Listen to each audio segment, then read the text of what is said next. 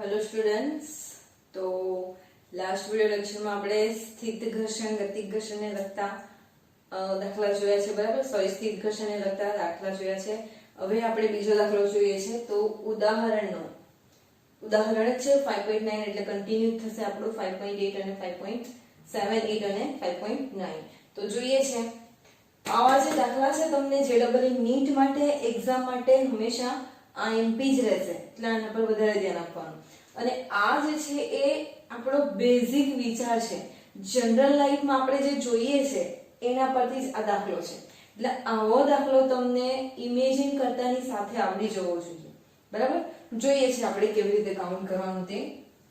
તો ઉદાહરણ 5.9 છે, આકૃતિ 5.12 એ માં, એટલે કે આ તમારી 5.12 જે છે બુકમાં આપેલી છે। દર્શાવેલ ટ્રોલી અને સપાટી, ટ્રોલી એટલે આ, અને સપાટી વચ્ચેનો ગતિક ઘર્ષણાંક 0.04 હોય। ગતિક ઘર્ષણાંક એટલે ગતિમાં છે એવું કંઈક બતાવે છે, બરાબર? ને તેનો ઘર્ષણાંક આપેલો છે 0.04। ગતિક ઘર્ષણાંકનો સિમ્બોલ શું છે? તો મ્યુ કે છે, બરાબર? તો બ્લોક અને ટ્રોલીના તંત્રનો પ્રવેગ કેટલો હશે? તો બ્લોક અને ટ્રોલીના તંત્રનો, એટલે અહીંયા પાછો બ્લોક લગાવેલો છે, જુઓ બ્લોક, જેનું 3 કેજી વજન બતાવેલું છે। તો આ અને આ બધું મળીને આખા તંત્ર એટલે આખું જે ફિગર છે એનો પ્રવેગ કેટલો હશે અહીંથી અહીંયા સુધીનો, બરાબર? આ અને આ બંને નીચે જે નીકળી જશે એનો પ્રવેગ કેટલો હશે તે આપણે શોધવાનો છે। બીજું કે દોરીમાં કેટલું તણાવ હશે? આ જે દોરી છે એ તણાવમાં, એમાં કેટલું તણાવ હશે? તો આપણે દોરી વિશે અને સ્પ્રિંગ વિશે આગળ ડિસ્કશન કરી ગયેલા છે કે દોરીમાં કયું બળ ઉદ્ભવે? તો તણાવ બળ ઉદ્ભવે, અને સ્પ્રિંગમાં પુનઃસ્થાપક બળ ઉદ્ભવે છે, યાદ રાખજો, બરાબર? તો અહીંયા જે દોરી છે એમાં તણાવ કઈ બાજુ અને કેટલું ઉદ્ભવે તે આપણે શોધવાનું છે। g બરાબર 10 મીટર પર સેકન્ડ સ્ક્વેર લો અને દોરીનું દળ અવગણવાનું છે, ઓકે? તો દાખલો કંઈક આપેલો છે, આ રીતના ફિગર તમને આ રીતના આપેલી છે। તો આપણે જોઈએ છે, ટ્રાય કરીએ છીએ, સમજીએ તે પહેલા કઈ વસ્તુ આપેલી છે તે આપણે જોઈ લઈએ તો આપણને ઇક્વેશન માટે ઈઝી રહે, બરાબર? તો ટ્રોલી અને સપાટી વચ્ચેનો ગતિક ઘર્ષણાંક આપણે અહીંયાથી જ લખીએ છીએ। તો ગતિક ઘર્ષણાંક મ્યુ કે બરાબર 0.04 આપેલો છે તમને, ઓકે? પછી બ્લોક અને ટ્રોલીના તંત્રનો પ્રવેગ કેટલો હશે? તો એ જે છે તમારે પ્રવેગ એ શોધવાનો છે।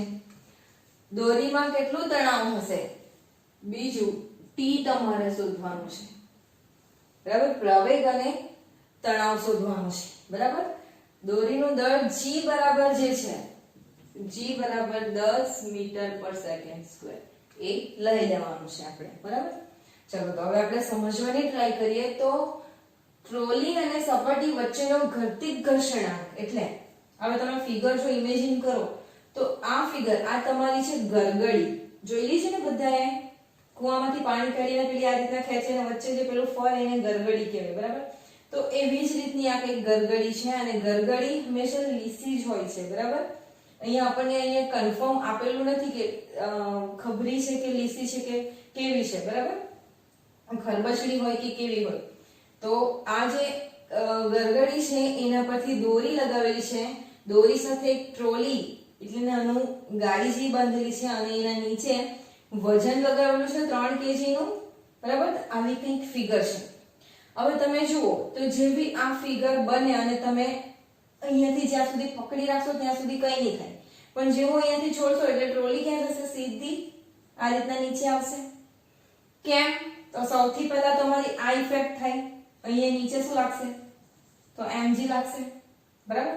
હવે જેવું આ જે છે આ એનો ફ્રી બોડી ડાયાગ્રામ લઈએ, બે ફિગર અહીંયા પણ બને છે, બરાબર? આ બળ અહીંયા લાગે છે, તો દોરી છે, દોરીમાં અહીંયા વજન બાંધેલું છે તો એને નીચેથી mg લાગશે, તો દોરીના લીધે અહીંયા શું ઉત્પન્ન થશે? આના લીધે આનામાં તો તણાવ બળ ઉત્પન્ન થશે વિરુદ્ધ દિશામાં, બરાબર? બીજું કે આટલું જે છે, આટલો ભાગ છે એ કોને ખેંચે છે? ટ્રોલીને, બરાબર? ટ્રોલીને આ બાજુ ખેંચે છે, આ દિશામાં, નીચેની દિશામાં। તો દોરી પર પાછું અહીંયા ઓપોઝિટ ફોર્સ કયો લાગે? તણાવ બળ લાગે, બરાબર? એ આ દિશામાં આવશે, અને બીજું જો ટ્રોલી આ દિશામાં ગતિ કરે, બરાબર, એક મિનિટ આપણી બુકમાં આકૃતિ શું આપેલી છે? સોરી, તણાવ બળ આ દિશામાં લાગશે, અહીંયાથી જે જાય છે આ દિશામાં લાગશે. કેમ? તો એને ગતિ કરે છે તે દિશાની વિરુદ્ધ દિશામાં શું લાગશે? તમને શું આપેલું છે? Fk, એટલે કે ગતિક ઘર્ષણાંક આપેલો છે, બરાબર. આ દિશામાં આ ગતિ કરશે, બરાબર. તો જેવો ગતિ કરશે ત્યારે એને દોરીને આ બાજુથી ખેંચશે, પણ તે પહેલા જ્યાં સુધી પકડી રાખશો, અહીંયા જ્યાં સુધી આને પકડી રાખશો ત્યાં સુધી વજન લટકેલું રહેશે, અહીંયા આ પણ સ્થિર રહેશે.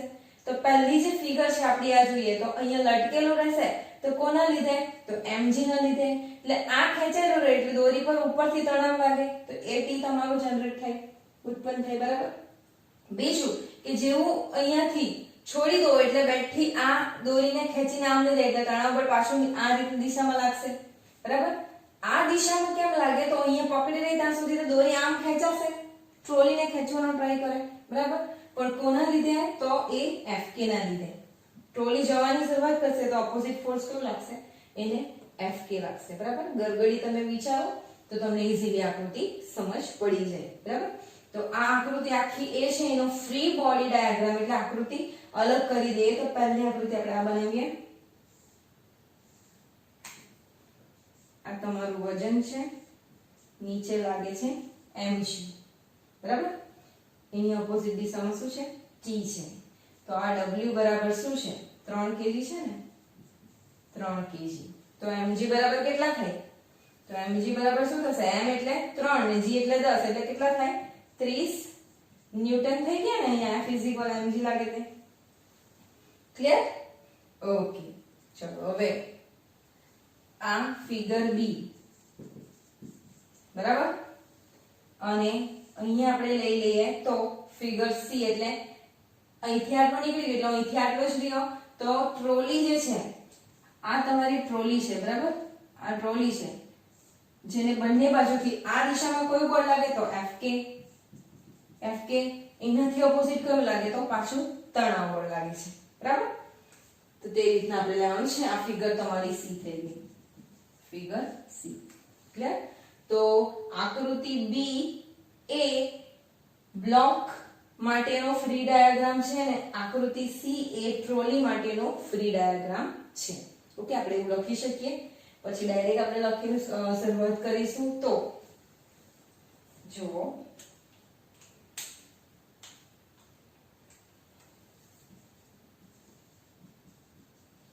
આકૃતિ બી એ 3 kg બ્લોક નો ફ્રી બોડી ડાયાગ્રામ છે, બરાબર. FBD એટલે ફ્રી બોડી ડાયાગ્રામ છે. અને આકૃતિ સી એ ટ્રોલી અને ટ્રોલીનું વજન તમને કેટલું આપેલું છે? તો 20 kg. ટ્રોલી નો ફ્રી બોડી ડાયાગ્રામ છે. પણ એ ઈઝીલી એ નીચે જ આવી જાય એવું પોસિબલ ક્યારે બને? તો ગરગડી કેવી હોવી જોઈએ? ઘર્ષણ રહિત હોવી જોઈએ અને લીસી હોવી જોઈએ. તેવી જ રીતે દોરી પણ લીસી હોવી જોઈએ, બરાબર. એ આપણને આપેલો નથી, આપણે સમજી જવાનું હોય છે, બરાબર. તો હવે આકૃતિ બી પરથી આપણે બનાવીએ. દાખલાની શરૂઆત થઈ ગઈ છે. તો આકૃતિ બી પરથી શું થશે? આકૃતિ બી પરથી ચલો આકૃતિ બી જે છે શું થશે? અહીંયા mg નીચેથી લાગે અને ઉપરથી t લાગે.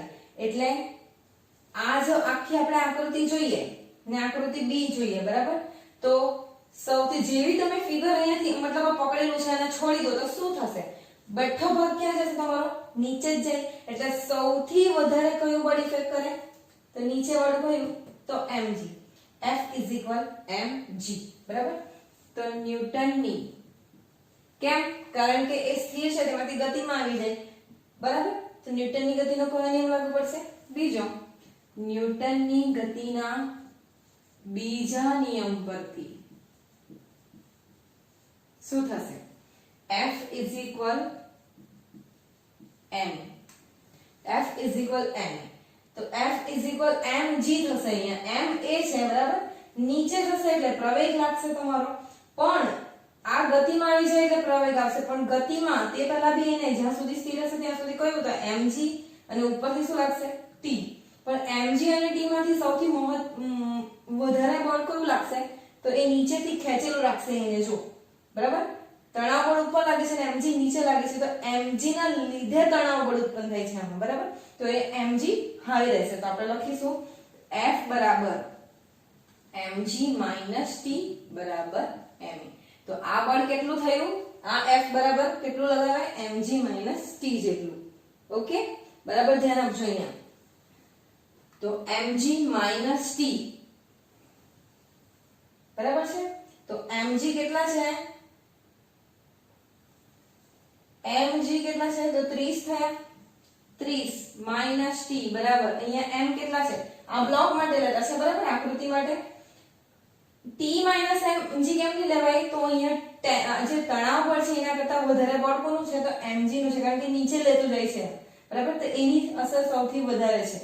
એટલે જેની અસર વધારે છે તે બળ પહેલા હશે એમાંથી માઈનસ ઓછું બળ થશે બરાબર.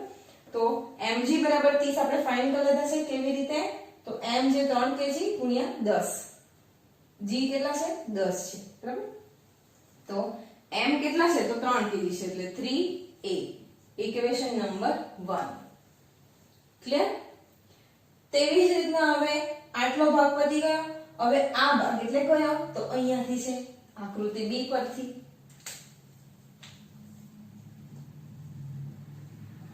આકૃતિ b પરથી ચલો કોણ મને ઇક્વેશન લખાવશે આકૃતિ b પરથી?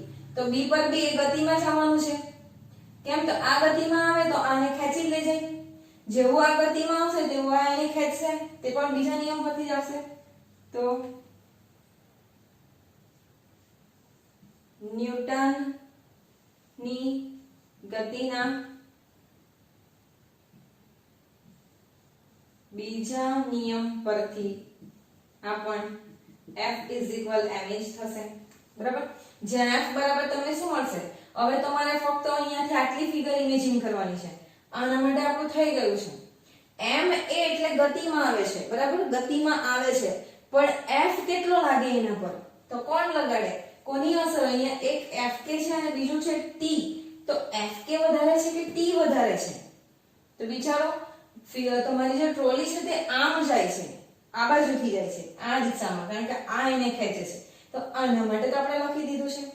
તો હવે Fk વધારે છે કે t વધારે છે? તો t વધારે છે, કારણ કે આ દિશામાં જાય છે, એનો અપોઝ કોણ કરે છે તો Fk વધારે છે, પણ Fk ઓછું છે. તો t Fk બરાબર ma. ઓકે, તો ઇક્વેશન નંબર અને 2 આપો. હવે Fk એટલે શું તો ગતિક ઘર્ષણ. ગતિક ઘર્ષણ બરાબર, હવે ગતિક ઘર્ષણ બરાબર શું થાય, Fk બરાબર μk n, અને n બરાબર શું થાય, n બરાબર શું થાય, અહીંયા નીચે અહીંયા mg લાગશે, કોઈ બી આપણે શું જોયેલું આ બ્લોક છે આપણે એના પર મૂકેલું છે, નીચે mg તો એના પર n લાગશે બરાબર. તો n mg બરાબર 0 થવું જોઈએ. તો n બરાબર તમને શું મળે તો mg મળે કોઈ બી પદાર્થ માટે બરાબર. તો n is equal અને n is equal mg લેતા Fk બરાબર શું મળશે, Fk બરાબર શું મળશે તો Fk બરાબર μk n બરાબર શું લેશું mg. તો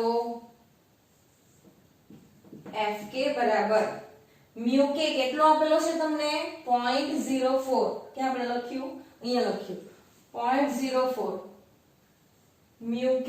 Fk બરાબર 0.04 ગુણ્યા m કેટલું છે તો કોના માટે આપણે લેતા છે, ટ્રોલી માટે કરતા છે બરાબર. ટ્રોલી નું દળ કેટલું છે તો 20 kg છે, 20 ટ્રોલી નું દળ 20 છે, આનું 3 kg છે બરાબર, તમને બુકમાં આપેલું છે. અને g કેટલા છે તો 10 બરાબર. ચાલો 20 ગુણ્યા 10 200, 200 ગુણ્યા 004 કેટલા થાય? 2 દુ 200 એટલે 4 દુ 8 એટલે 8 આવશે ને? 8 ન્યૂટન. બરાબર. ફોર્સ છે એટલે ન્યૂટન છે, બળ છે. તો હવે આ જે વેલ્યુ Fk આવી એને Fk બરાબર 8 ન્યૂટન મળી, એને આપણે કયા ઇક્વેશનમાં મૂકશું હવે? તો ઇક્વેશન નંબર 2 માં. તો હવે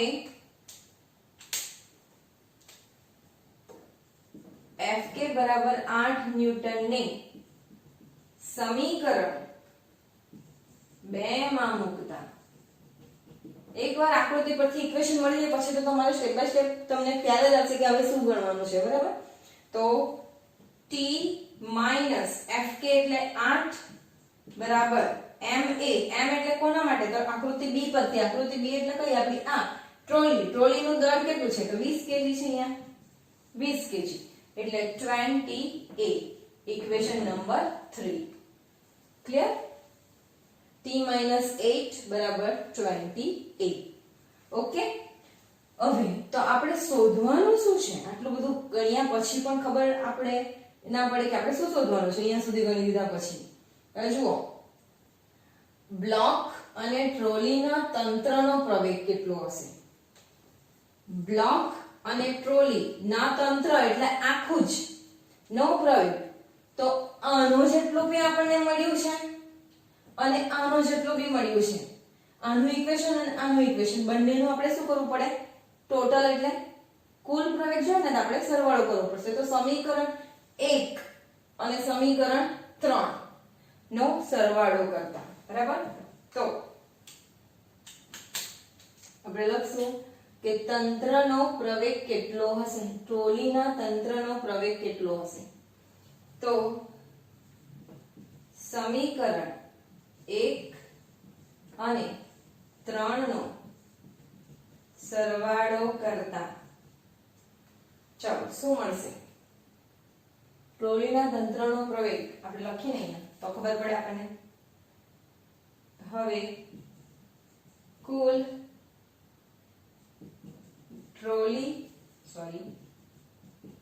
ટ્રોલી અને બ્લોક ના તંત્રનો પ્રવેગ માટે સમીકરણ 1 અને 3 નો સરવાળો કરતા ચાલો સમીકરણ 1 ક્યાં છે? તો 30 - t બરાબર 3a અને સમીકરણ 3 t - 8 બરાબર 20a. ચલો સરવાળો કરો વત્તા. બરાબર. આ t અને આ t કેન્સલ. 30 આ માઈનસ આ પ્લસ આ માઈનસ થાય. બરાબર. તો પ્લસ માઈનસ માઈનસ એટલે 30 માંથી 8 જાય તો 22 થાય ને? 30 માંથી 8 તો 22 અને અહીંયા તમારો 23a એટલે તમને મળે છે a બરાબર કેટલા? તો 22 ભાગ્યા 23 જેટલા આવે તમારો આન્સર મીટર પર સેકન્ડ સ્ક્વેર. બરાબર. અહીંયા પ્લસ કરશો એટલે તમને આ રીતના મળી જશે માઈનસ પ્લસ માઈનસ. બરાબર. માઈનસ થાય તો 30 માંથી 8 માઈનસ થાય એટલે 22 અને આ 20 3 23. બરાબર થઈ ગયા. તો a બરાબર શું થાય? પ્રવેગ આપણે શોધવાનો છે. બરાબર. તો પ્રવેગ a બરાબર 22 ભાગ્યા 23 એટલે તમારો જે આન્સર આવે તે શું થયું? તે તમારો ટ્રોલીના અને બ્લોકના તંત્રનો પ્રવેગ થયો. આ એક થોડું શોધાઈ ગયું. બીજું શું શોધવાનું છે કે દોરીમાં ઉદ્ભવતું તણાવ બળ. કે દોરીમાં ઉદ્ભવતું તણાવ બળ. તો હવે તમે જુઓ તો દોરી અહીંયાથી અહીંયા સુધી છે. એમાં અહીંયા પણ તણાવ બળ ઉદ્ભવે છે અને અહીંયા પણ તણાવ બળ ઉદ્ભવે છે. તો તમે આ ફિગર એટલે કે ફિગર નંબર B અને ફિગર નંબર C, આ ફિગર એટલે ફિગર નંબર C, એના પરથી પણ તમે શોધી શકો. તો કોઈ પણ એક ઇક્વેશન લઈને કરી શકો. તો ચાલો આપણે અહીંયાથી લઈ લઈએ કે સૌથી વધારે તણાવ બળ તો અહીંયા જ લાગશે એને. તો અહીંયા તમારે આન્સર લખવાનો હો. બરાબર. જે આવે તે. તો હવે દોરીમાં ઉદ્ભવતું, ચલો હું અહીંયા ફિગર સાફ કરી દઉં છું. ફિગર તો છે જ તમારી પાસે. બરાબર.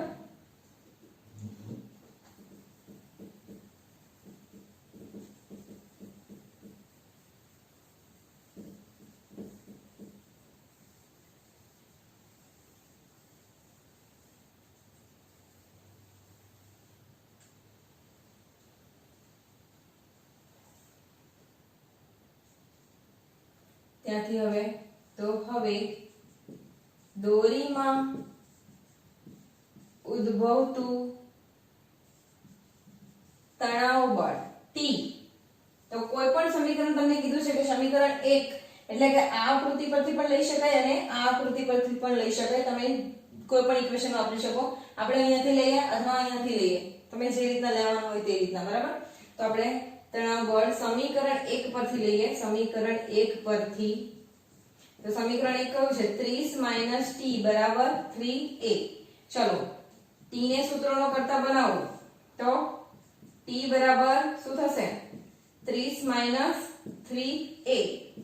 તો 30 - 3 ગુણ્યા a એટલે a ની વેલ્યુ અહીંયાથી તમારે મૂકવાની, a ની વેલ્યુ અહીંયાથી મૂકવાની ને તમારો જે આન્સર આવે તે તમારો જવાબ, બરાબર.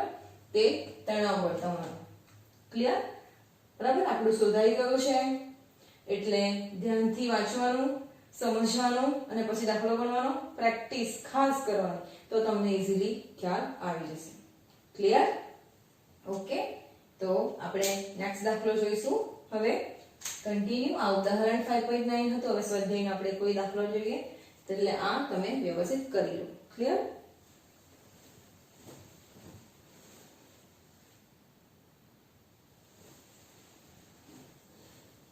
તો વિદ્યાર્થી મિત્રો, આપણે કન્ટિન્યુ સ્વાધ્યાયનો દાખલો જોઈએ છે. સાથે જ પહેલા આપણે ઉદાહરણનો 5.9 જોઈએ છે, હવે સ્વાધ્યાયનો 5.9 જોઈએ છે. 2 માર્ક્સમાં અહીંથી છે આ દાખલો, બરાબર. તો જોજો અહીંયા કે ઉંચકાયા એટલે કે લિફ્ટ થયા વગર, લિફ્ટ એટલે ઉંચકવું અથવા તો લઈ જવું અથવા તો આપણે કહીએ ને કે મને અહીંયાથી ડ્રોપ કરી લેજો એમ, બરાબર, તે રીતનું છે.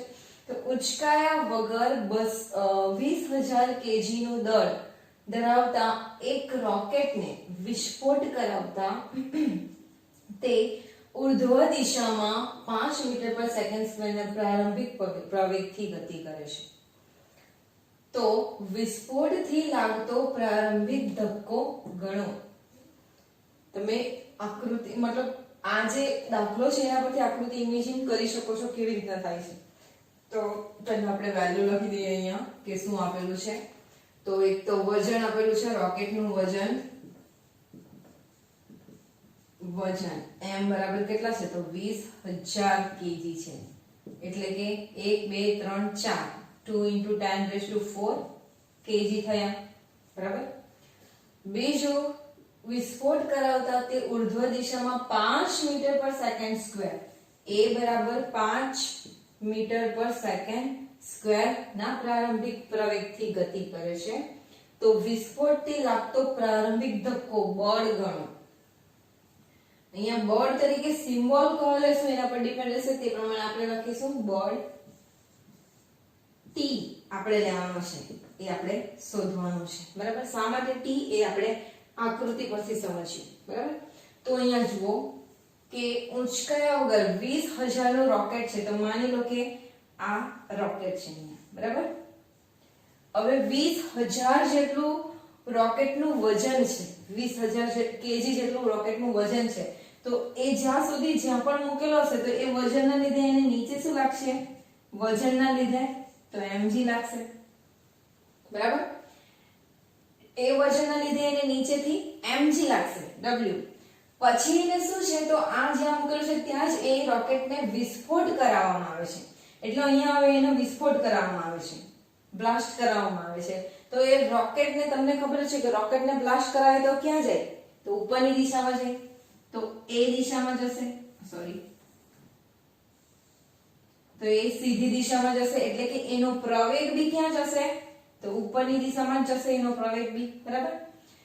પ્રવેગ ઉપરની દિશામાં છે, બ્લાસ્ટ કરાવે એટલે એના અંદર જે કંઈ બી મૂકેલું છે એ એને ઉપર શું કરે? ખેંચે, તો જ એ ઉપર જાય ને. તો એ ખેંચાણ બળ એટલે કે તણાવ બળ એને ઉપરથી લાગશે. તો એ બળ જે છે એ કેટલું છે તે આપણે શોધવાનું છે. ઓકે. પ્રવેગ ઓલરેડી આપેલો છે, પણ એ પ્રવેગ કોના લીધે છે? તો નીચેથી વિસ્ફોટ કરાયો એટલે એ વિસ્ફોટના લીધે ઉપર રોકેટને તણાવ બળ લાગે છે, જે તે અંદર પદાર્થો મૂકેલા છે એના પરથી. તો એ તણાવ બળ કેટલું છે તે આપણે શોધવાનું છે. ઓકે. તો અહીંયા શું છે કે સ્થિર કન્ડિશનમાંથી ગતિમાં આવે અને પ્રવેગ મળે છે એટલે ન્યૂટનની ગતિનો બીજો નિયમ આવશે. તો આપણે લખીશું અહીંયા કે ન્યૂટનની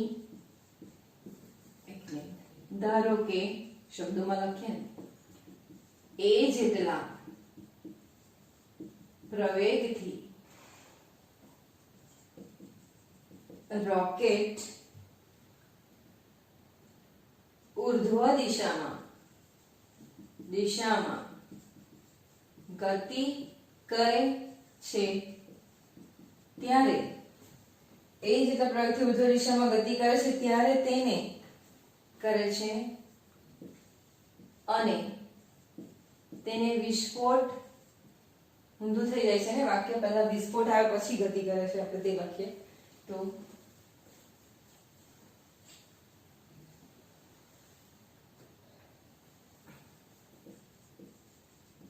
જ્યારે રોકેટને વિસ્ફોટ કરાવવામાં આવે છે ત્યારે તે એ જેટલા પ્રવેગથી ઉર્ધ્વ દિશામાં, કારણ કે ઉપરની દિશામાં જ ગતિ કરે છે, બરાબર, ગતિ કરે છે અને તેને લીધે ઉર્ધ્વ દિશામાં જ લાગશે ને ધક્કો, તો એને ઉપર જવા માટે માં જ લાગતું બળ અથવા તો ધક્કો ટી હોય તો ન્યૂટનની ગતિના બીજા નિયમ પરથી, ચલો ન્યૂટનની ગતિના બીજા નિયમ પરથી શું થશે? તો F is equal ma, ઉપરની દિશામાં જાય છે, બરાબર, F is equal ma, બરાબર. તો અહીંયા જુઓ F is equal ma ક્યારે લાગે? તો ગતિમાં, સ્થિરમાંથી ગતિમાં આવી જાય છે અહીંયા, પણ તે પહેલા એના પર કયું બળ લાગતું હતું? ગતિમાં આવી જાય તો પણ નીચે તો એનો mg ઇફેક્ટ કરવાનું જ છે, એનાથી ઓપોઝિટ ફોર્સ કયો? તો T છે, તણાવ બળ. હવે તમે જો વિસ્ફોટ કરાવશો તો કયું બળ વધી જશે? તો ઉપર ખેંચવા વાળું બળ, તણાવ બળ વધી જાય, એટલે તમારું ઇક્વેશન શું બને? તો F જે છે, F બરાબર શું મળે? T mg, બરાબર, T mg બરાબર m. શા માટે T mg? mg t કેમ ના થાય? તો જ્યાં સુધી એનો વિસ્ફોટ ન થાય ત્યાં સુધી ફક્ત mg જશે એના પર, t ઉત્પન્ન થતો નથી. પણ વિસ્ફોટ કરાયા પછી એને નીચે mg તો લાગવાનું જ છે, કારણ કે ઉપરની દિશામાં જાય તો નીચે બી ઇફેક્ટ થાય જ, પણ તે સૌથી વધારે ઇફેક્ટ કોની હશે? ઉપરવાળા બળની, બરાબર, તણાવ બળ. તો આપણે શોધવાનું જ છે t, તો t બરાબર mg ને રાઈટ સાઈડ લો, mg પ્લસ ma, m ને કોમન કાઢો તો g પ્લસ a. હવે વેલ્યુ મૂકો તો m કેટલું છે? તો 20000, એટલે કે 2 into 10⁴. g કેટલો છે આપેલો નથી, તો તમે 10 અથવા તો 9.8 લઈ શકો છો, જે તમારી ઈચ્છા. 9.8 પણ ચાલે, 10 પણ ચાલે, તમે લઈ શકો છો. પ્લસ a, પ્રવેગ કેટલો છે? તો 5 છે. ચલો 9 10 14.8, 2 into 10⁴ into 14.8. તમારો જે આન્સર આવે તે into 10⁴ ન્યૂટન, બરાબર, 10⁴. અને આન્સર તમારો કદાચ 10⁵ માં હોય, 10⁵ બુકમાં 10⁵ માં આન્સર છે, એટલે તમે તે રીતના કરી લેશો, બરાબર. એક પોઈન્ટ લેફ્ટ જવાનું, પ્લસ છે એટલે t એ તમારે શોધવાનું રહેશે. ક્લિયર? તો આ તમારો આન્સર થયો. 2 માર્ક્સમાં ટાઈમ બી છે, તો ધ્યાનથી સમજો. આ સમજવાની જરૂર છે, એટલે આ તમને બેઠું જ આવડી જાય, બરાબર. તો ધ્યાનથી વાંચો, લખો અને પ્રેક્ટિસ કરો. તમારી દરેક નોટબુક હું ચેક કરીશ, બરાબર, સબ્જેક્ટ વાઇઝ, તો ક્લિયરલી લખેલું હોવું જોઈએ. Thank you.